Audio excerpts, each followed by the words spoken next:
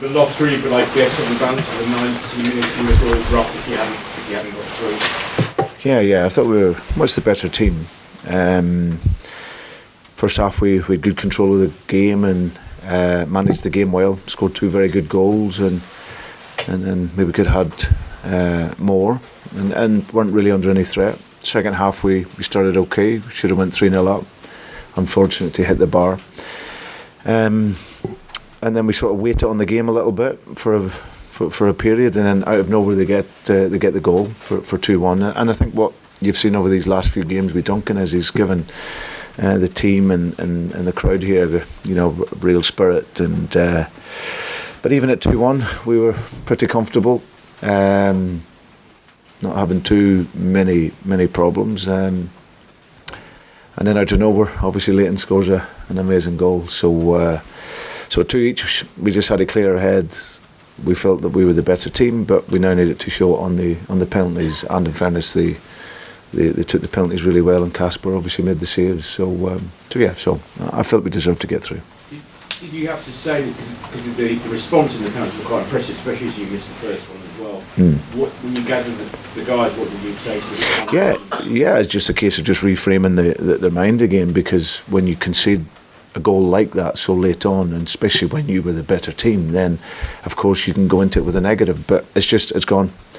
We done our work yesterday, knowing who was going to take the penalties, and then it's just about clearing your mind and getting into the semi-final. And it's brilliant for the players. I'd heard before the game it was 10 quarter-finals that the club had never come through, and so for them to make the semi-final and get through, then I felt they really deserved it. Brendan, I know it's obviously not your decision who's manager here, but you just mentioned Duncan.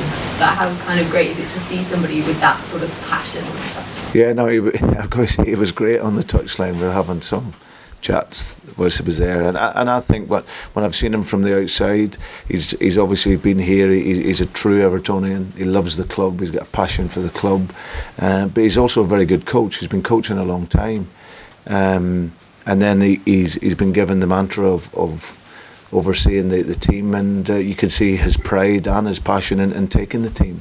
So he's done absolutely brilliant to galvanise the team over these last few games and got some really good results, and like I say, if it's not his time this time, then I'm pretty sure in the future it can be, because he has the real DNA of Everton. You see that in the team, you see the spirit of the players, and I think he's he was deserving of his chance at some point, I'm sure.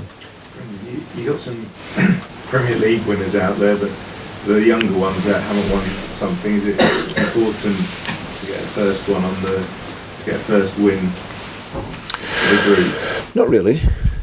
I think it's just step by step. This is a team that's was coming from 12th when we came in, and it's progressing and developing. And listen, everyone wants to win trophies, of course, but we have to fight. We're not entitled to win. We just have to fight and work very hard at our game. And if we can do it, great. But as long as we can make progress and develop, then that will be great. Of course, when you can win a trophy, then of course it gives you that hunger for more. But we'll see. We'll get a tough game now against Aston Villa over 2 legs. But if we can play as well as we have been this season, it gives us a chance to get to the final. Were you scratching your head at all as to how you didn't win the game in the end? Yes, that was the at the end of the game.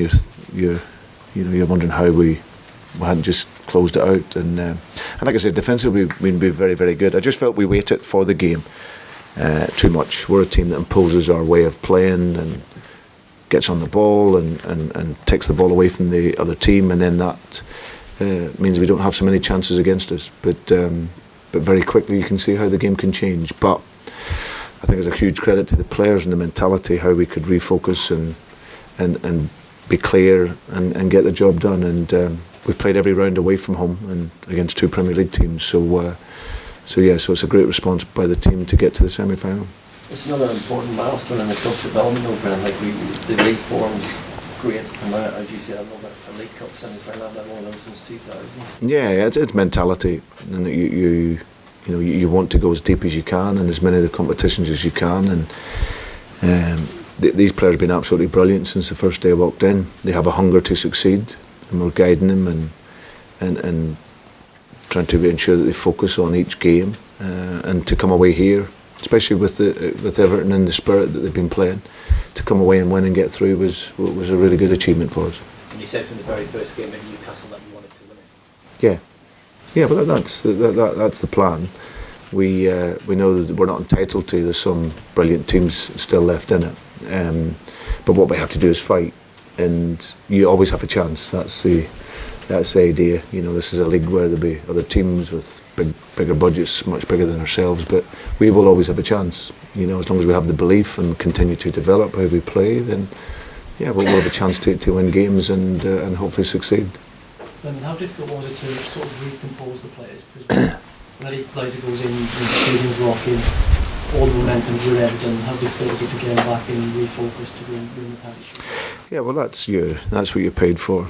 You just, at the end of it, it's just, again, pull them in, recognise that we should have won it, but we haven't, so it's gone. Can't do anything about it now. There's no point in getting too down. We should have won the game, we didn't, but now we've got to win it in penalties and get through, and the players showed a really top mentality to do that. You mentioned the draw with Aston Villa. Is that a draw you would have chosen? What would you make of the draw? Doesn't matter. I think at this, you get two legs, and whoever you play, there's going to be tough games. So for us, we've got important games, leading up to that. But we'll look forward to that in January now, and with a chance to get into Wembley, which will be amazing. Brendan, your side's obviously going on a good unbeaten run at the moment. Do you feel like they can kick on and go on another level? Is there still improvements to be made? Yeah, it's just consistency. I think that when you're working with so many young players, it's keeping them focused and not getting too far ahead of themselves. You've got to earn the right in every single game you play, and especially if you want to, become a winner and sustain it. So yeah, there's a lot of development still left within the squad, and even from the game tonight, you see areas of which we can be better in at 2-0 up and having a more control of the game. But yeah, I'm so happy with how they do apply themselves to every day's training and how they then have this hunger to succeed. So yeah, and naturally when you're as young as a lot of these players are, then of course you're going to develop and improve, and that's what we want. Okay, thanks everybody. Cheers, safe trip home.